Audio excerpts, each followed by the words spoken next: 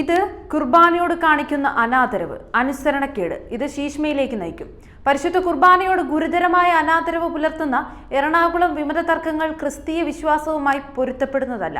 വിമത വൈദികരെ വിമർശിച്ച് മാർപ്പാപ്പ ഈ അടുത്ത കാലത്ത് താൻ നിങ്ങളുടെ വിശ്വാസികൾക്ക് കത്തുകളും വീഡിയോ സന്ദേശങ്ങളും അയച്ചു.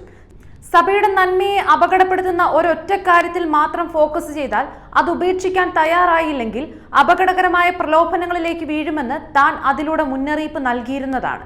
താൻ ചിന്തിക്കുന്നത് മാത്രമാണ് ശരിയെന്ന് കരുതി മറ്റാരെയും കേൾക്കാതെ സ്വന്തം മനസ്സിനോടും ഒത്തുനോക്കുന്ന സ്വാർത്ഥതയാണത്. അവിടെയാണ് പിശാച് വിഭാഗീയതയുടെ ആശാൻ യഥാർത്ഥത്തിൽ നിലനിൽക്കുന്നത്.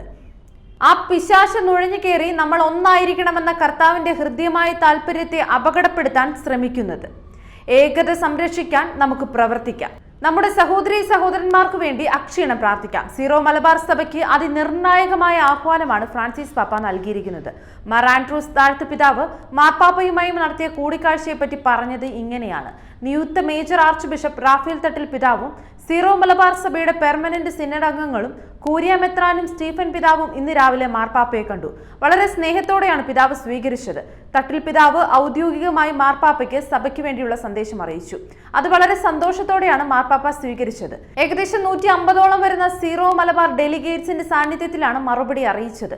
നമ്മുടെ സീറോ മലബാർ സഭയുടെ പാരമ്പര്യവും പൈതൃകവും കൂട്ടായ്മയും മിഷണറി പ്രേക്ഷിതത്വവും വിശ്വാസവും ഒക്കെ മാർപ്പാപ്പയെ അറിയിച്ചു.